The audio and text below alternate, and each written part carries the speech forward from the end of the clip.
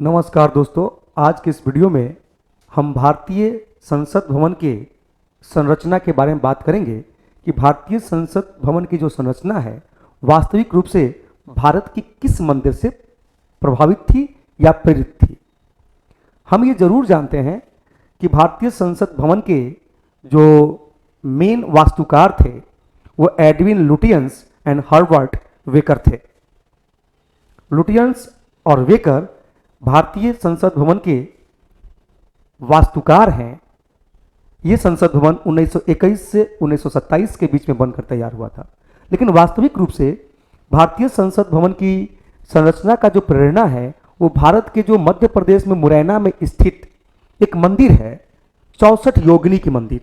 ये जो आपको दिखाई दे रहा है ये 64 योगिनी मंदिर है मुरैना का, और इधर आपका संसद भवन है। आप खुद ही अपनी आंखों से देख सकते हैं और यह अनुमान लगा सकते हैं कि भारत की जो संसद भवन है वो हमारे मंदिर से, हमारे जो 64 योगिनी मंदिर है मुरैना वाली, उसकी संरचना से प्रभावित है। ये संसद भवन जो कहा जाता है कि भारतीय संसद की भारतीय जो विधि बनाने की जो सर्वोच्च संस्था है, विधि बनाने की सर्वोच्च संस्था भारतीय संसद, जो मुरैना के 64 योगिनी मंदिर से उसकी संरचना प्रेरित है, जिसके वास्तुकार लुटियंस एंड वेकर थे। और ये जो भारतीय संसद है जिसका आत्मा केंद्रीय कक्ष, जो केंद्रीय कक्ष है, उसके ऊपर विष्णु शर्मा के एक पंचतंत्र से एक श्लोक अंकित है। वहां पे उस श्लोक की भी हम चर्चा करना चाहेंगे, जो भारतीय संसद भवन के केंद्रीय कक्ष के ऊपर अंकित है। वो जो श्लोक है वो ऐसा है कि अयम निजः परोवेति लघु चेतसाम उदार चरितानम तु वासुदेव कुटुंबकम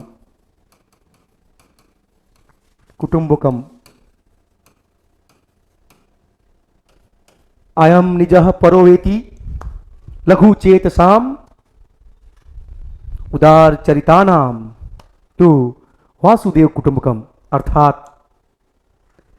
यह मेरा है वह पराया है। ऐसी धारणा रखने वाले लोग संकीर्ण विचारों वाले होते हैं, किंतु विशाल हृदय वाले लोगों के लिए तो पूरा पृथ्वी ही परिवार के समान है। पूरा पृथ्वी ही परिवार के समान है, वासुदेव कुटुंबकम है। आपको पता होगा कि जो वासुदेव कुटुंबकम की जो धारणा है वो कहीं ना कहीं भारतीय संविधान के आर्टिकल 51 में भी मिलता है। आर्टिकल 51 भारतीय संविधान का अनुच्छेद 51 यह कहता है अंतर्राष्ट्रीय शांति की बात।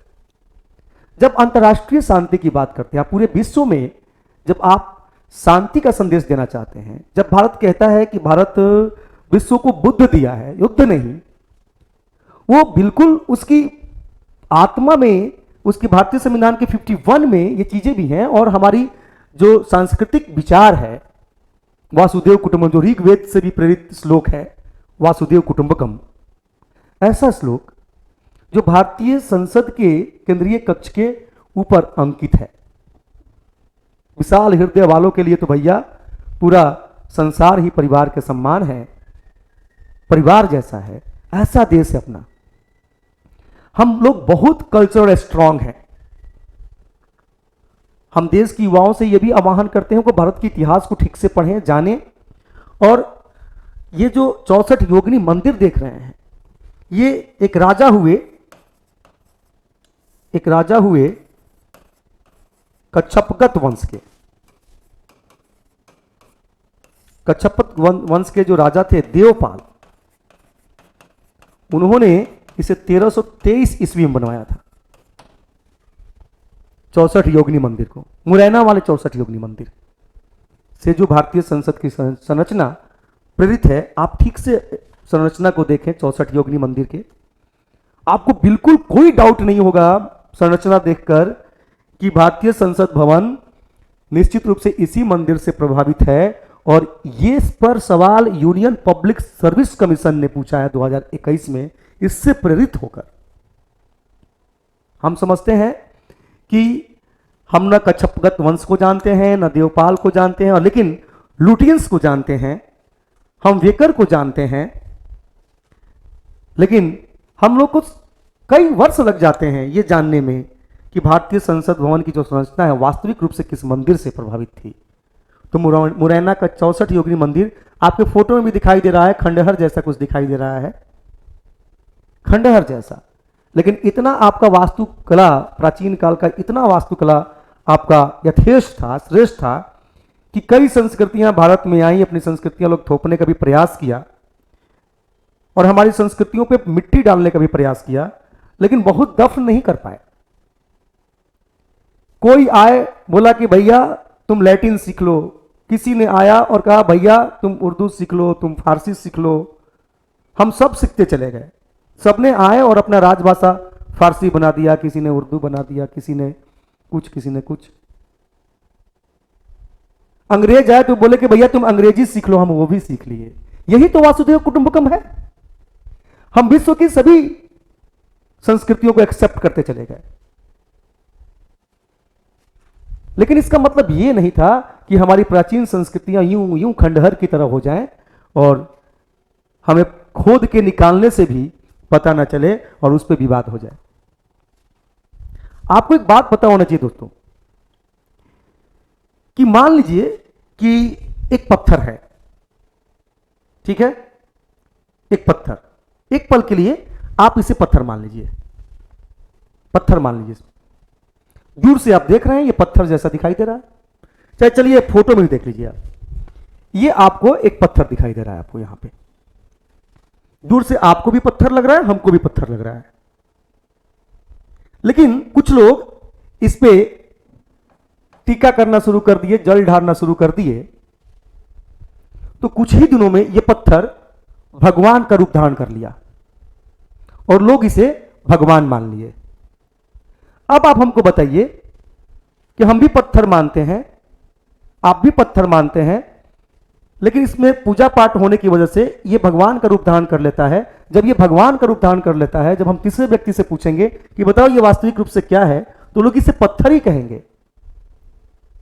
तो ये तो है तो वास्तविक रूप से पत्थर ही, लेकिन इसे भगवान किसने बनाया दोस्तों? जानते हैं? इसको भगवान हमारी आस्था ने बनाया है। हमारी आस्था, हमारे और आपके बीच, हमारे और पत्थर के बीच में एक आस्था है। यही आस्था किसी भी पत्थर को भगवान बना देता है। नहीं तो बुनियादी भूल तो हर व्यक्ति से उसी समय हो गई जब उसने ईश्वरीय धारणा इस धरती पर लाया। और जब आप ईश्वरीय धारणा लेकर आए, कोई भी धर्म भारत में, कुछ ऐसे धर्म हैं जिसे आप छोड़ दीजिए, तो बाकी ऐसे धर्म, सभी धर्म कहीं ना कहीं ईश्वरीय हैं। तो जब सभी धर्म ईश्वरीय हैं तो किस पे हम सवाल खड़ा कर रहे हैं? हम कोई मशीन पैदा हुए थे, हम इंसान पैदा हुए थे। हमारी आस्था हो सकती है किसी चीज में, हमारी चीज, किसी भी चीज में आस्था हो सकती है। तो इसको भगवान हमारी आस्था ने बनाया है। नहीं तो हम सभी जानते हैं कि God is a matter of faith और belief and not a matter of argument. भगवान तो आपके आस्था और विश्वास का विषय वस्तु है, तर्क का विषय वस्तु थोड़ी है। नहीं तो इंसान एक ऐसा जीव है, यह आस्था इसलिए है कि हम लोग मशीन पैदा नहीं हुए थे।